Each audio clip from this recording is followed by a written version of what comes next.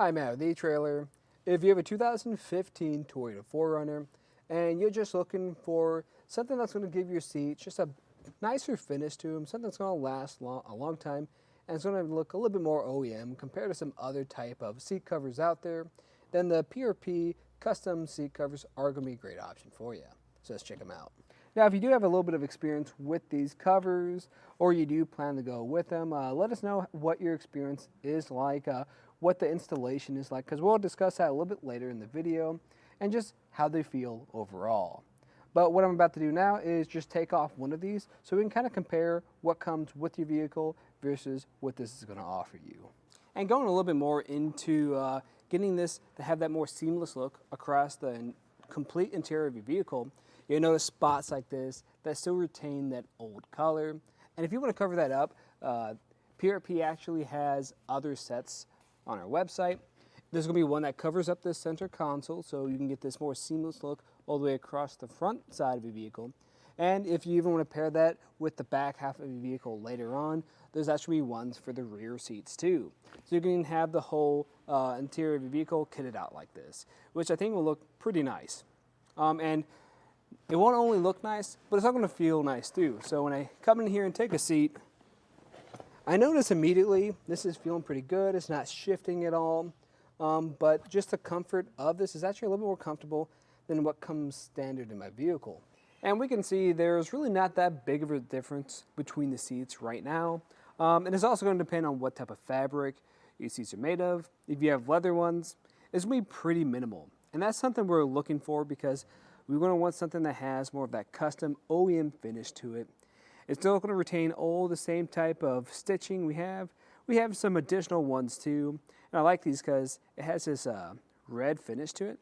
Just makes it a little bit more appealing. Now, if you're not a big fan of the red finish, it comes in different colors too for the stitching.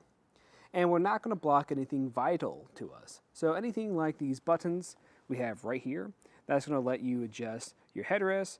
It does show that brown finish through too, but it's still better than blocking it. We're also not going to block our belt buckle here on the side, and we're not going to block anything like these buttons to adjust our seats. But now that we've taken a quick look at what the difference between these two are, I'll put that seat cover back on. But with this thicker material, it's going to be great if you're someone who's kind of going outside, getting kind of muddy or wet. This is going to prevent it from kind of seeping inside your seats and just making sure everything stays nice and dry since it will be water resistant. And on the flip side of things, if you're someone who does have a 4Runner, you might be doing a lot of off-roading. And typically, if you're in those kind of dirty situations or just messy situations, it's going to find a way to get inside your vehicle. So you're going to want something that's going to be pretty easy to clean too. You'll find that we have a little bit of dust here kind of coming by. Just my finger kind of smeared off some of that, but with some type of rag, you're going to find a lot more traction like that. And there, right there, has made a big difference. And this is dry too, so if I came down in here with some type of leather cleaner or even just a wet rag, it's going to make a big difference. Now, I will say if you're getting into a lot of extra dirty situations, maybe more so on a daily basis, and you don't want to always clean this off each time you get out of those situations, then I'd also recommend even using the etrailer seat cover with this, because that's going to be more of a universal design. That's great because that's just for those real quick messes. You know you're about to get into something real messy. You need to cover this up, protect your seats, and then once you're done with it, you can kind of wash it. But I think it works great even paired with this for when you're not in those dirty situations. You want something that's going to be reliable, going to look nice in your vehicle, and still work well and not block anything or impede anything on your seats. Then I think this does a great job at that. Now, if you want to see what it's going to look like installed, what that process is going to involve, because with a custom seat cover, it can be a little bit involved sometimes. Sometimes you'll find that people have to remove their seats completely. We're not going to be doing that today, but it is definitely more involved versus a more universal style. So if you want to see what that process looks like, just stay tuned. We'll walk you through that. So the first thing we're going to do is just start at the top. I find it easiest just start from the top and then work our way down. What's going to help us out is if we just adjust our seats so it's just at an easier point to get to. You could completely remove this seat, and a lot of times it will make it easier. but if you don't want to deal with the hassle of removing the seat, we're going to still install this with our seat in place. So I'm just going to remove the headrest by pressing that button, pulling it up on that, and taking it off. I find it typically easier with the headrest just to do it this way. The way you're going to install it is, if you look at this, we can match up these seams. They should be in the same orientation. This little logo on the back should be facing the back of the headrest. Once we figure that out, we'll just kind of pull it on. And I will say, today is a colder day at eTrailer, and this leather is not going to be the most pliable for me. So I'm going to do everything I can to loosen this up some. You might, if you're in a similar situation as us, you might need to get a heat gun and just lightly go over this. You don't have it over here too long. You might damage the leather, but just lightly go over it so you can get this to work with you a little bit easier. But if you take your time with this, you'll be able to get it in place. And this is looking pretty good now. Something I'll do if I'm really struggling with this, if the heat technique is not working for you, you can just find a way to put additional weight on this. So I'll typically just come over here, pull on it, use my body weight to get that nice and tight. So we're going to have these hook and loops on either side. I'll just pull that into itself, get the grab on that side, and pull over to the other. There you go. That's looking pretty good there. You're also going to have this section here on the side.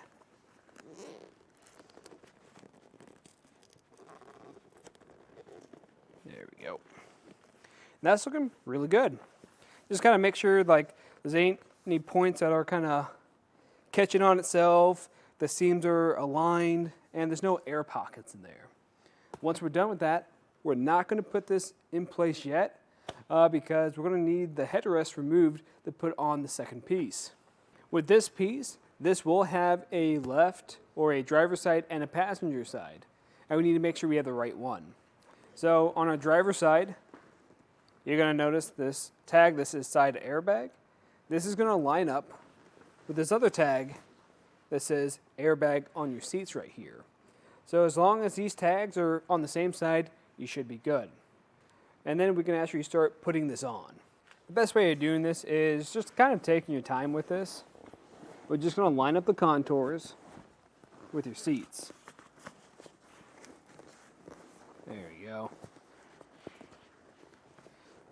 Again, this is going to be pretty tight.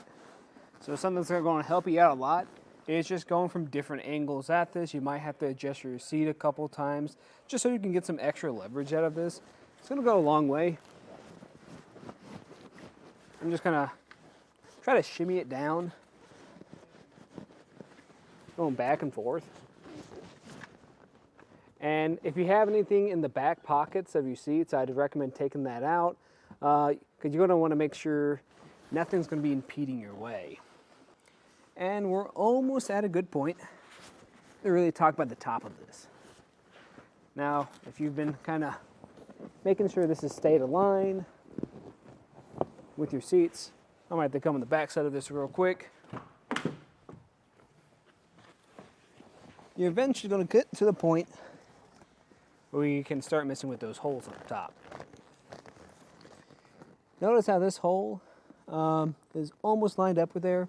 We want to make sure it stays lined up, but we're also going to be wrapping this around that tab there. I'm just going to take my time going around it, making sure those edges are caught. Applying a decent amount of force to this. So we have it around one. Do the same thing on the next one. Just starting on one corner, just working my way around.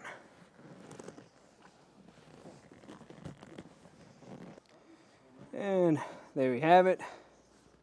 After a little bit of work, we got it around. But you notice it's kind of loose right here. So I'm still going to work with this a little bit more until we have a little bit of a better fit. And what I did now is, once I get this into a pretty good spot, it might not be perfectly tight, but it's dang close. I'm just going to go to the end of this, and I'm going to tuck this section into that crease down here. And you notice I changed the orientation of my seat. I find it's going to be a little bit easier to do it like this since it's going to have less tension against it. Just going to tuck that through there.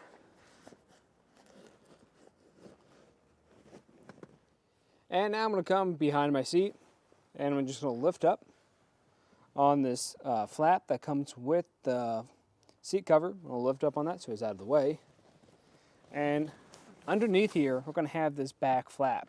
It's going to be this section here. We need to get that out of our way. So what I'm going to do is, there's going to be some straps holding it in place underneath. I already got one loosened up. I'm going to find that secondary one. And a lot of times these are going to be held in place in different ways. Sometimes there's just going to be one elastic strap kind of wrapped around some of the hardware underneath your seats. And this time, we're dealing with some hooks. I'll show you what they look like a little bit more in a second. Here you go. This is what the ones I have look like. Again, that's just grabbing on to some existing hardware underneath the seats. And once both of those are loosened up or out of our way, then I can just fold this section up out of our way. Where I'm going to fold that up is just right under here. Underneath our flap on our cover. And with that in place, I should be able to reach in here and kind of pull this little strap here. That's the front side of our cover that we installed. And if you can't get a good grip on this, or you can't get it to come out very much, what you could do is grab some pliers. Got some right over here. You want to make sure you're grabbing some with a kind of a thicker tip to them. You don't want something like a needle nose plier because that's more likely of tearing something. Try to pull on that a little bit. There we go. And we'll just do that all the way across. And after a while of kind of pulling on this, taking my time, I'm just going to grab it by the front side here and make that connection underneath. Kind of see where these two are connecting, where we had that front of the cover that came through the seats, and this back side that's grabbing on via hook and loop. Once you've done that, you're just going to try to get that to connect all the way across.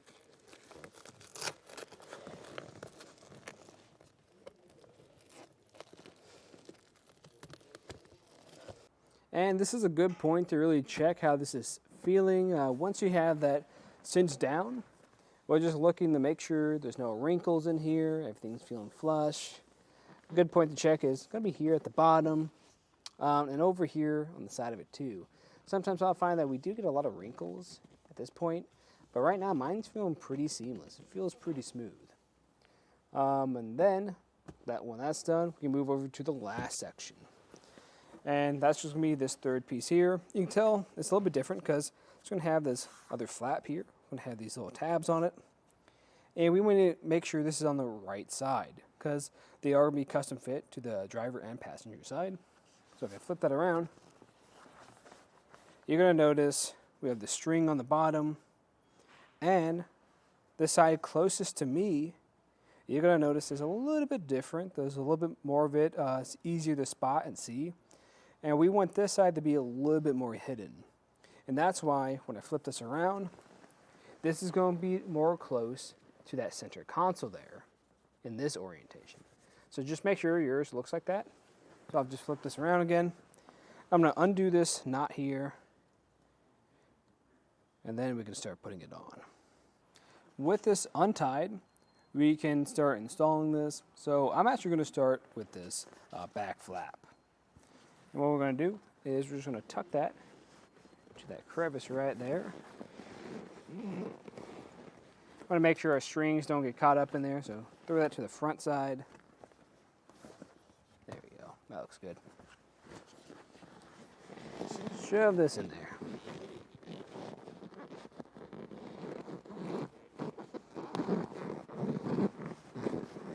I'm gonna go till right about where that seam is, right here, where that flap for the seam is.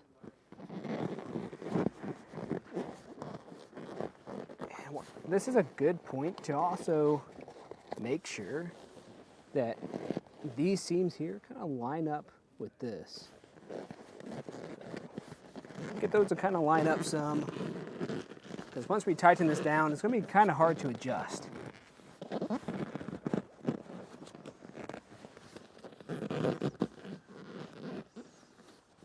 And let's move over to the string now. What we're going to do is tuck this string through where the seat meets this kind of plastic frame. And I'm just going to tuck it in there. Sometimes you might just have to shove your hand down there too, so it can feed through better. Might take a few seconds. And it'll eventually come out. You just pull on that. There you go. It's a good start point. I'm not going to pull on it too much. I'm just going to toss this underneath here, because later I'm going to come through the backside and grab that. If you want to make this a little bit easier, what you could do is just push your seat back some. If your seat's already back all the way, then just leave it there. And then when you go to the backside, you can push your seat up. This is a little bit easier to find, but we also need to repeat that on the other side too. And this other side is going to be a little bit different. So if we notice, the exit point of the string is a lot further up, closer to your buckle here. So what I'm going to do is, instead of going in from the front side, I'm going to go from the back side, and we're going to go underneath that belt buckle and pass it through like that. That's looking pretty good. And then we can actually start pushing this cover into place. And to get this kind of fully in place, I'm just going to tuck this into the paneling on our seat. And I will say, trying to do this with your hands is doable. It's going to be pretty tough though. So what I recommend doing is just grabbing a trim tool, and we have plenty of these on our website, and this is going to go a long way.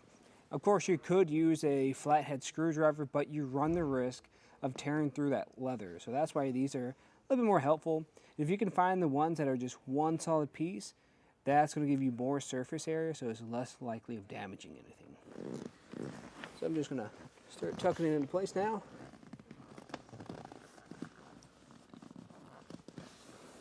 And we're going to do this all the way across.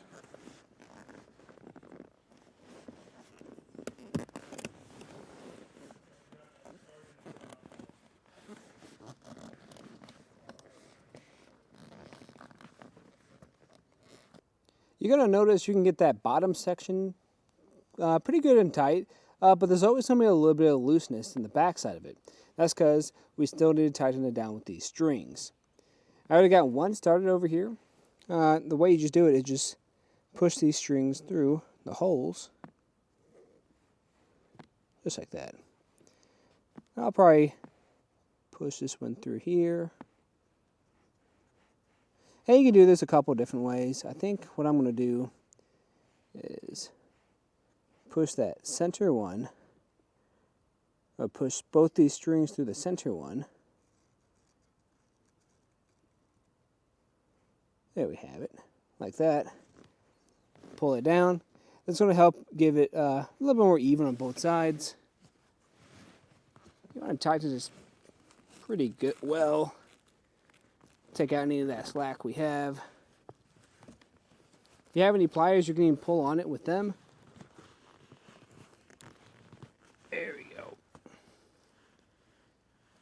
And then now you can just do whatever type of knot you want to do to secure this down.